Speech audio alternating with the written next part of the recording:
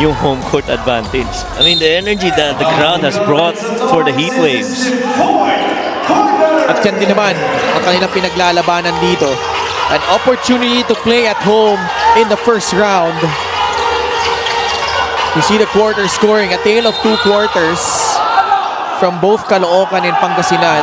Pangasinan outscoring Caloocan by 6 in the first. +9 naman yung Batang Kangkalu in the third. Bumawi naman ang heat waves in the third, kaya tabla na tayo. But a big development here for the Batang Kangkalu. Romel Calahat whistled for his 4th foul. He barely just came in. And natawagan agad ng 4. Lowest combined scoring yung third quarter na yun, so far. And I'm assured, the guys on the floor right now, either Caloocan ka man o Pangasinan, ramdam mo yung pressure ng laro na ito, especially what's at stake. JJ Manlangit with a rebound. He's joined by Chris Bitoon, Prince Casin, Paul Sanga, and JJ Manlangit. Prince Casin finally gets himself on the board with that 3. There you go. That's what we're saying. Every time you catch the ball, you're most free. You gotta take it, especially if you're Caloocan, and make that defense rotate for the heat waves. First points here in the second half. Mike Di Gregorio with Jory Napoles, Alin Bulanadi, Joshua Pontanilla, and the muscle man Vic Manuel, who overshoots the target on that 3-point attempt. I feel this is a highly offensive 5 here for the heat waves. Another one incoming. Back-to-back threes from Prince Casin. Wow. Prince Casin. You guys needed scoring. I'm gonna give that to you. And 2 quick ones right here. Chris finding Casin. Catch and shoot, no problem. Bottom of the net, he gets it. Second time around, this time, had to go to that handle. Little step back, created that separation with Mike. Same result. That's 3 make. Giving Caloocan a 6-point lead, 61-55, timeout Pangasinan. Back in Rosales, Pangasinan, Firma Harlika Pilipinas Basketball League, Coach Mike Sagigit will never forget making it to the second round of the South playoffs last season but fell short against Quezon, which is obviously one of the major reasons why he landed this challenging job of leading a veteran-laden team who was more serious than ever to make a mark in the playoffs this season. He's very excited. He's very grateful to the veterans for accepting him. In his words, kahit halos kaedad ko lang sila, pinapakitaan nila ako ng respeto dito. Caloocan has had 2 appearances in the second round and 5 in the first round. Imagine that hunger in Season 7. Coach Mike has a huge task ahead. Again, Coach Mike. Maraming salamat, Mika. And with your report, I just want to give tribute to Sydney Crespo because she was the one who was the courtside reporter when Caloocan paraded Coach Mike for the very first time. Ang visibly evident doon nung huddle, lahat nakatingin kay Coach Mike. Correct.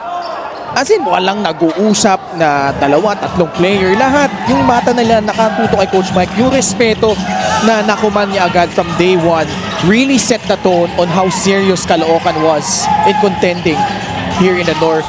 And si Sid, binanggit yan sa akin kasi siya pumasok doon sa dugout and she was able to observe how tight-knit this Caloocan squad was at that time, and that continued here. And of course, the magic that Coach Mike flashed when he towed Parañaque to that semi-final finish in the South Division, just bowing out to Quezon, speaks volumes on how well he has done here in the Mpbl. But Alin Bulanadi, taking the jumper, got fouled, and it was ruled an unsportsmanlike foul. They will review this. He's hurt. He's down there in the corner.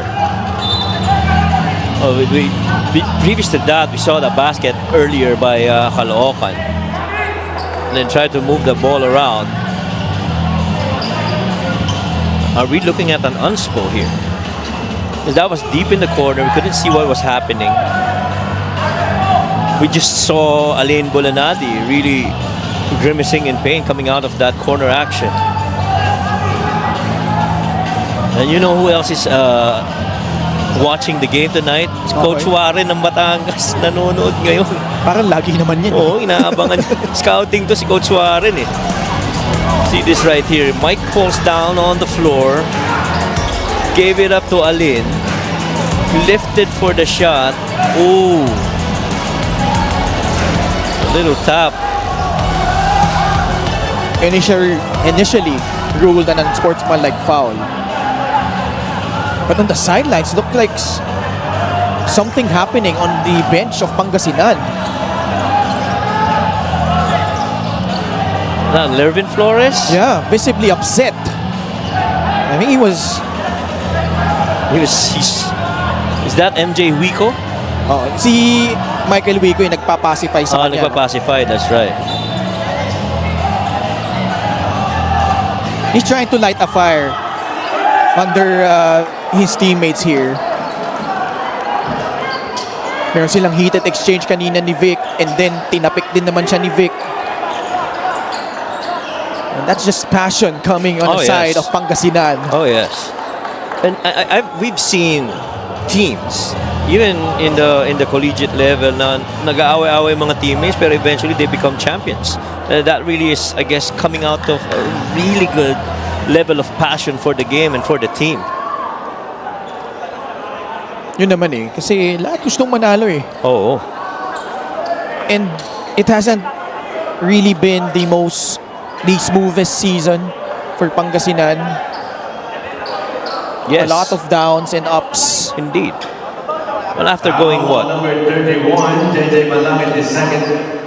Warning on Caloocan bottom Mpbl for improper bench decorum. Okay, so a foul, just a regular foul. 2 free throws for Alin Bulanadi. Pangasinan is trailing by 5. One other huge fan of Pangasinan Heatwaves is watching right now.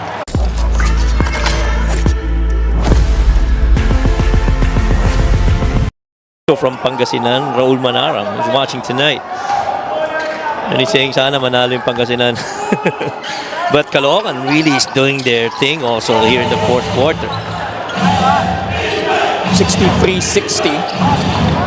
3-point lead.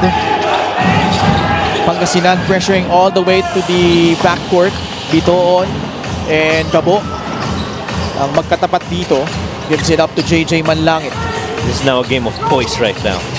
Prince Casin has come up huge here in the fourth. Stepping back, long 2-point shot. It will go out. Bulanadi. The drive ay pagsanhan. Good Open pass. free from Bulanadi. Short. After hitting his first free, he has struggled mightily here ever since. Ito si Alin. Well, that's the pass that you want to make for Alin Bulanadi, one of your leading shooters from the outside, especially from free to go take it.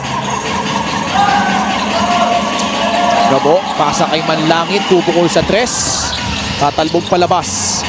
Gabo, nakuha yung rebound para sa Pangasinan. Under 7 minutes remaining here in the fourth. Sa poste, Maguliano. Forcing it up and able to draw a foul against JJ Manlangit. Well, they tried to do solo coverage on JP Maguliano. Manlangit pretty much left in there trying to defend against JP, and JP understands you got to test the middle before you try to go to that drop step. Saw that opening, went in there and chased it. He got fouled, and so now he's sent to the line. Matias and Sanga go back to the bench. JP Maguliano, that big second quarter he had, gave some life dito sa Pangasinan. 63-61. Third best in offensive rebounding, and is good for about 57% from perimeter. Itong si JP Maguliano. Missed that second free throw though. Biggest lead by both teams was at 7.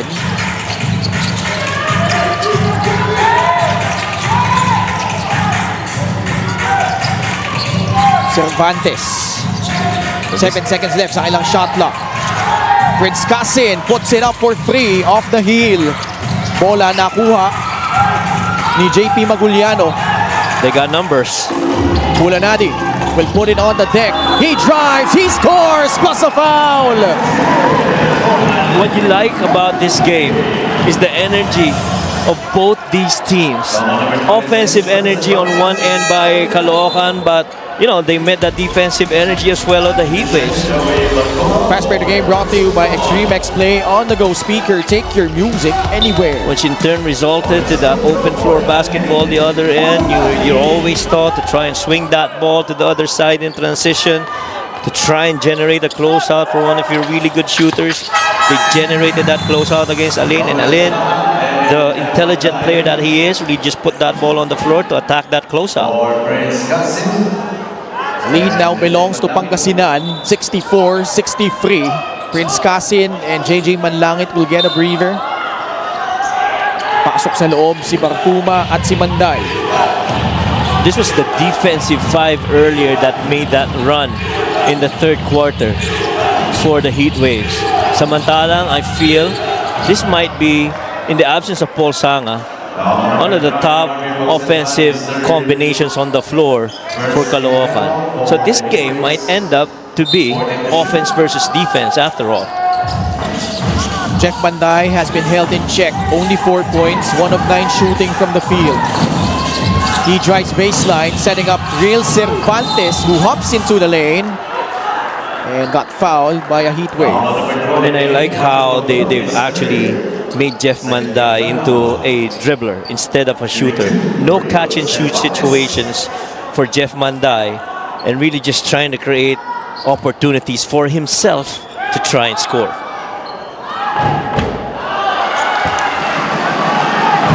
Real Cervantes missing the front end of his free throws. Oh, nanonood rin pala si Chris Javier ng Bataan. Kanya-kanyang scouting na to ng mga kalaban. Baka isa sa mga upunan na ito, makalaban pa nila kung makalusot sila sa Pasig. Correct. And why not? Ito na ang last game of the regular season. So lahat ng mga players, coaches, malamang nanonood ngayon. At the post, Baguliano. The flip shot is gone and he extends the lead to 3, 66-63. JP Maguliano, 10 points on a 4 of 6 shooting, almost a steal. Cabanag to tie it up. No good. Ball ends up with Jeff Manday. Kalahat has been silent. Past the halfway point of the fourth period. Cabanag off the dribble. Slides in, lays it up and in. What an attack from Jeremy Cabanag. Well, very similar situation to Alain Bolinadi earlier. You swing that ball to the other side of the floor on a ball reversal, fake a shot, generate a closeout, and attack it. Good finish by Jeremy right there, right down the lane. Cabanag with 7 points. Isa na lang ang labang ng Pangasinan. Stay out of the way and leave it for Romel Calaha to defend. Calaha has 4 fouls, but standing his ground, forcing the miss from JP Maguliano. Good help by Real Cervantes though on Calahat. Cervantes off the dribble, puts it in, and a bonus free throw coming up. Not putting enough pressure on the ball handler, in that case Joey Barkuma, really just leaving it up for Real Cervantes, who had nobody on him as he approached the nail. The 8th lead change of this ball game. Also 5 deadlocks. That's how close this game has been. And it's not even, basket exchanges. It is really more on the defensive strategy sa kabilaan,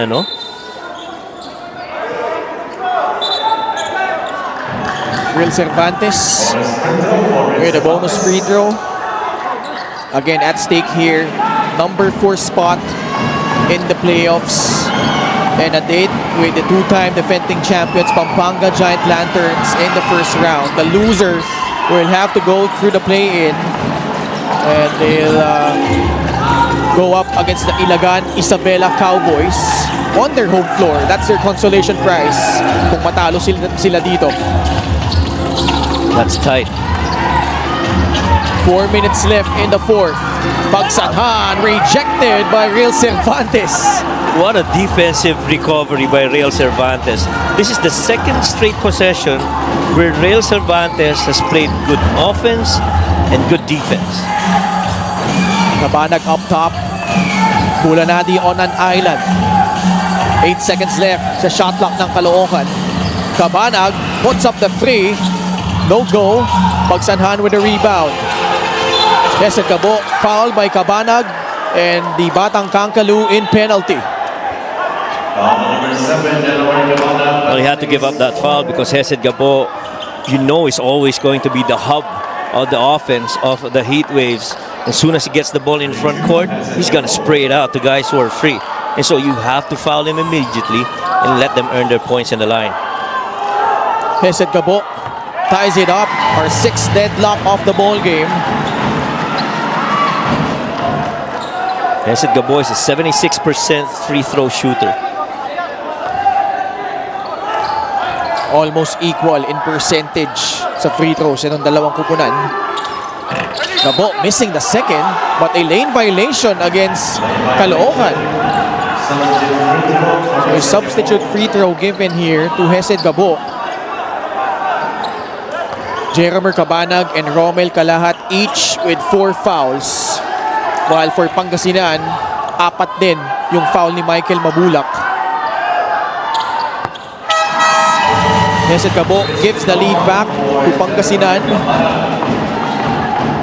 Now in the final 3 minutes, you bring in Chris Bitoon to try and settle things down offensively para dito sa Caloocan and even provide the scoring for them. So that's going to be another man that the Heat Waves are gonna guard against.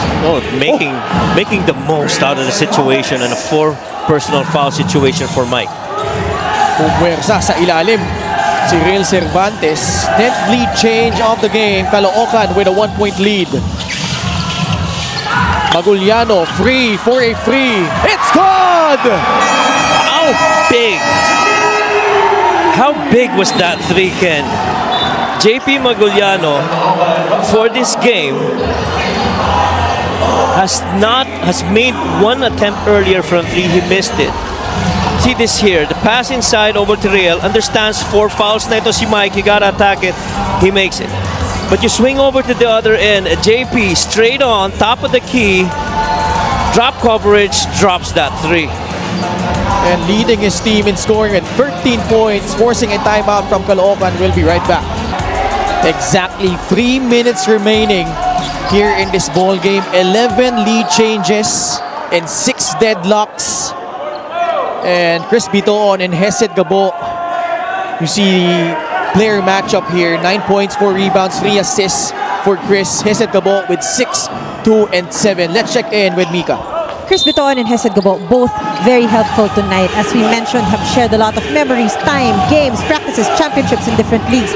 Brothers on and off the court, but they needed to move on. Gabo did the PBA in 2023, while Chris stayed with Nueva Ecija when the rest moved to Pangasinan eventually. But you know what? They are still so close that there was this one game at the Caloocan Sports Complex when Hesed actually forgot his basketball shoes. I was actually there to witness this kasi ako yung courtside nun. And guess who was there to the rescue? Chris Bitoon. Those shoes are actually with Gabo to this day. Both guys still have big responsibilities outside of being teammates, but will forever keep the bond by heart. Ken, Coach Mike. Maraming salamat, Mika. Last year siguro yun, no? Early in the season. The bond those two shared. This season, that was the season. This season. Okay, ayun. Silang dalawa nga, no? Oo nga. Winning the championship together, the bond that they've shared throughout the years, not only here in the Mpbl, in various leagues. It's just the essence of brotherhood here between these two guys. Fierce as rivals, but yeah. Down the line, yung brotherhood talaga yung nagdadala dyan, eh, no? The relationships and the friendships that you develop through years of playing with each other and battling against one another. So far, we've got 11 lead changes, 7 deadlocks. Pagsanhan missing a key free throw. I won't be surprised if this goes extra period at the way both these teams are battling. Oh man, big misses from the line from Pagsanhan. Heatwaves gotta go back to what they're good at, get a stop. But you gotta help out on Mike Mabula. They're gonna try and exploit him. Crispiton goes inside the paint and ties it up at 71 apiece. Crispiton gonna work right now. Exactly what we talked about. Scoring-wise, that's gotta be Chris. Assists, looking more to Hesed Gabon. Now it's Hesed's turn to set that table for the Heat Waves. It's winning time, last 2 minutes. Gabo swings it to Harvey Pagsanhan. Manday poking it free off the leg of Harvey Pagsanhan. Turnover against Pangasinan. Well, I thought Harvey had a shot. That ball got swung from the right side to the weak on a ball reversal in a catch and shoot situation. See that right here. He's pretty much open. Manday was late, but the only thing that made Manday able to catch up is him not taking the shot. Okay. We have a review. We are under the last 2 minutes. I mean, how epic has this matchup been? The stakes we laid it out at the beginning of the game. Number 4 seed in the North, ripe for the taking. Yung matatalo, dadaan pa sa play-in. And it has turned out to be a heavyweight slugfest between these two teams. And Pangasinan wanting to avert that disappointment they've had last season of not making it to the playoffs. They've got a chance here at home to close it out. But Caloocan with the possession. Ronnie Matias. Manday has struggled all night long. Good defense. Foul whistle against Gabo. That's the last foul to give for the Heat Waves. Is second, and that is a 14 foul for Pangasinan Heat Waves. Shot clock at 14 seconds. Fresh 14 for Caloocan. You got to be mindful if you're the Heat Waves that Real Cervantes and Matias are on the floor at the same time. I will not be surprised if they go to a high-low action involving both those big men. 5 seconds left on the shot clock. Caloocan having trouble. Oh, it's a foul against Hesed Gabo. That was indeed a foul. And they are in penalty. Number 7 has a double penalty, his third. Well, Hesed pretty much on that half-court set was trying to chase, see that push. He released it immediately, but you know, nadala na yung momentum ni Jeff Manday. Jeff Manday 2 of 2 at the line tonight.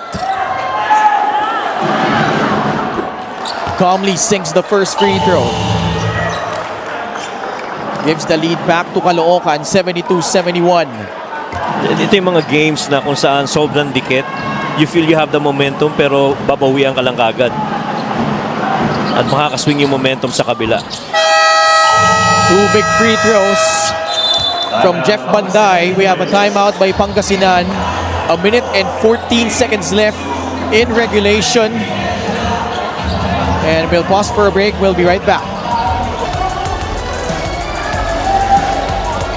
Jeff Manday hitting 2 key free throws. Lamang ulit ang Caloocan, 73-71. Pangasinan with the possession. 74 seconds remaining. Victoria will trigger it in.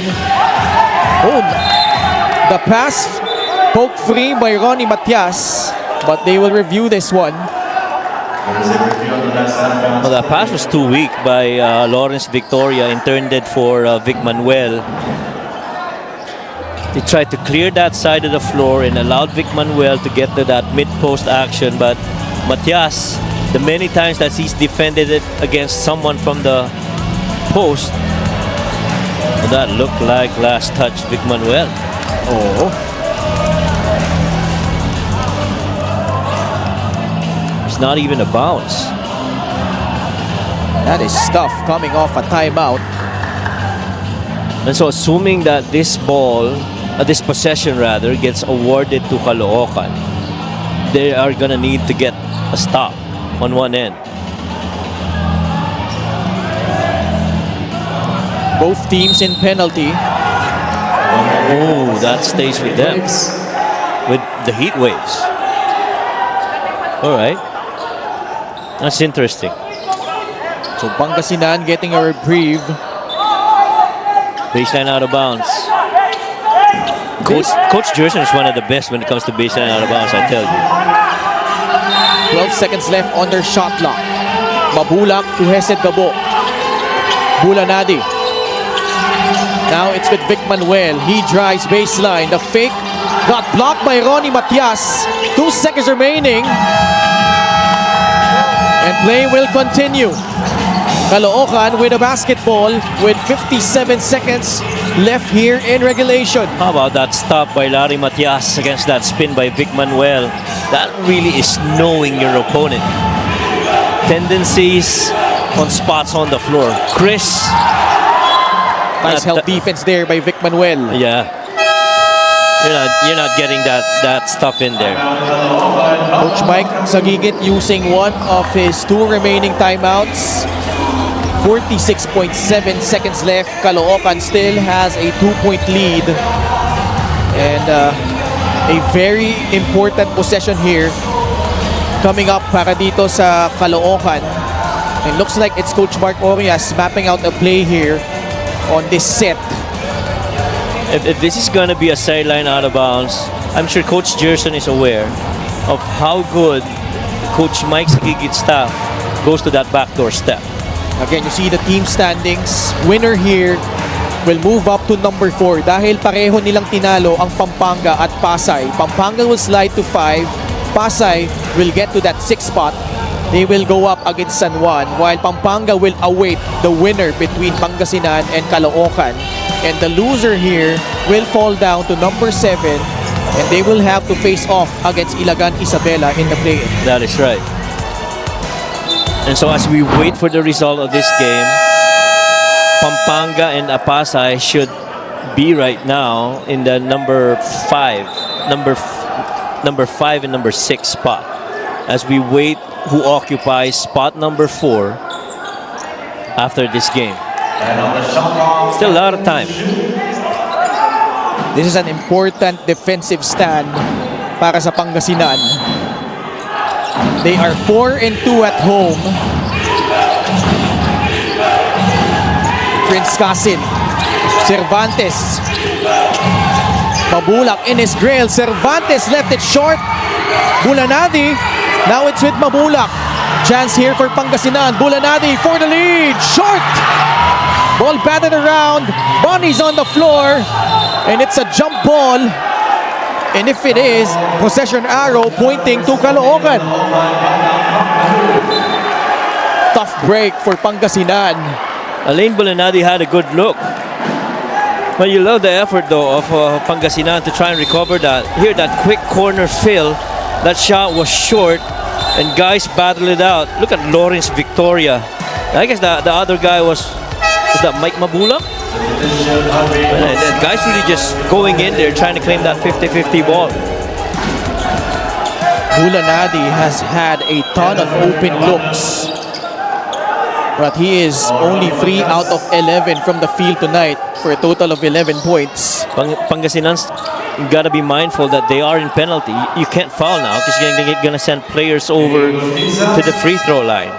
And this is also a tricky situation for them because around 6 seconds the differential between shot and game clock. Jeff Banday crossing the half-court line. They still might go to rail here. Looks like Pangasinan will play it out. They still got that corner filled. Banday with 14 seconds on the shot clock. They will milk this clock. Gabo on an island. 8 seconds on the shot clock. Banday makes his move. He drives. He puts it up. He puts it in! Jeff Banday scoring the last 4 points for the Caloocan Batang Kangkalu. That might just be, Ken, one of the toughest offenses to defend. You've got Banday down in the middle, driving that paint, getting into that paint touch and finishing. But you have to remember, there are shooters outside. Cabanag, Casin, everyone else, and you've got your big man, Real Cervantes, waiting on the weak side post. That is a tough offense to defend against, especially when they kept that ball down on the middle. because it practically becomes a one-on-one situation between Jeff Manday and Hesed Gabo. Pangasinan using their final timeout. They're down by 2 possessions. They would need something quick here. Quick catch and shoot. So do you feel like they need a free here already? No more timeouts, penalty na. Magkabilang kupulan dito. I say they go for a quick 2, then foul, and send someone over to the free throw. But first, this has got to be a quick set so that it gives them enough time should they decide to foul immediately. JP Maguliano, he takes the free and makes it! Lead is down to 1. Pangasinan is still alive. In situations like this, you definitely would want to run the hottest hand. And that happens to be JP Maguliano. JP, off that stack, releases, drop coverage late for rail, and that's all the time and the space that JP needed to make that shot. The good thing about this is it only took out 1.6 seconds off the clock. A good setup by Coach Jerson. And more importantly, even if they foul and even if Caloocan makes both free throws, just a 1-possession game still. Boy, what a game this has turned out to be. This is not done yet. I'd like to think that they're going to go on a quick foul to send somebody to the line. But after that, the Heat Waves are on their own on the floor. Which is why Coach Jerson gave the instructions clearly to his guys on the floor. Now, do you foul or do you defend? Kailangan na nila fumaul agad dito. Yes, kailangan na nilang fumaul. Jeff Banday will trigger it in. Now, if you're Caloocan, something you don't want to do is commit a 5-second inbound violation.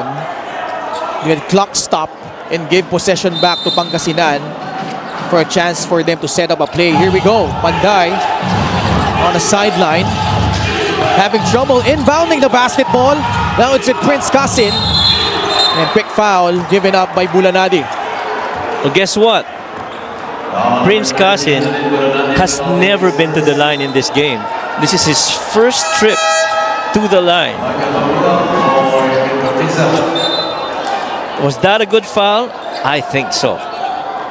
Prince Casin for the season shooting 72% from the free throw line, but a different magnitude in front of the Rosales crowd, needing to hit both to create some separation.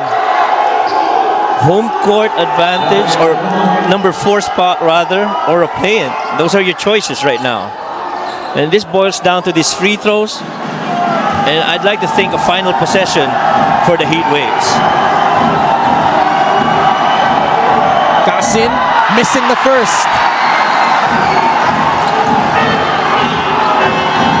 Doors slightly open for the Pangasinan Heat Waves. And no more timeouts, Ken. There are no more timeouts for the Heat Waves or even for Caloocan. Second free throw. Bounces out. Nobody grabbing no defensive rebound though for the Pangasinan Heat Waves. Wow, nobody got to that miss. Jeff Manday has been on the line twice and he's never missed. He's 4 out of 4 from the line so far. A 78.9% free throw shooter. Jeff Manday makes good on the first. Now, in case of a make, if you're Caloocan, do you foul and not give up a 3-point attempt here for Pangasinan? Yeah, that is an option. 9 points and 9 rebounds for Jeff Manday. Some coaches would want to miss this, then foul. He hits both. 3-point lead, 4.2 seconds left. Bulanadi has to run the rank of the floor. A good look, Bulanani for free. And it's short. Caloocan survives in Rosales. And a gutsy win for the Batang Kangkalu.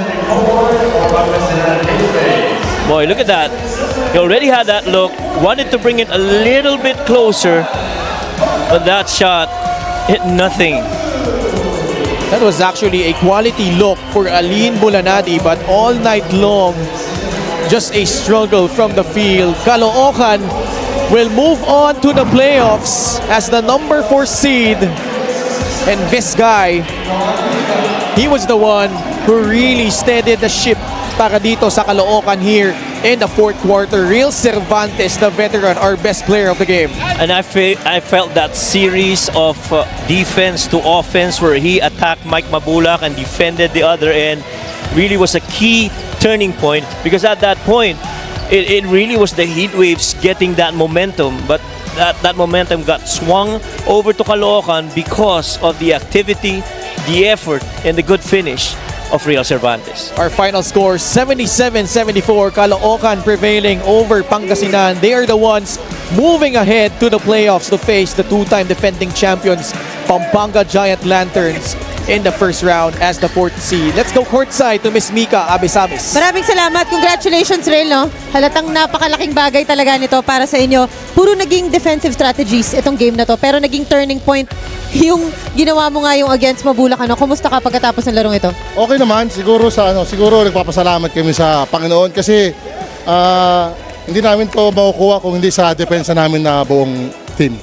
Maraming salamat. May konting panahon pa, no? May panahon para maghanda. Anong gusto mong iparating sa mga teammates mo, lalo at ikaw na yung isa sa pinakamatagal talaga dito sa Caloocan? Siguro wag kami makontento. Palagi ko naman sinasabi sa mga teammates ko na wag makontento. Tapos pag halimbawa may pahinga kami, wag yung abusuhin yung katawan. Kumbaga balik pa rin sa dating trabaho, ganoon. Handa ka na ba kay Larry Muyang? Oo naman, 100%. Maraming salamat.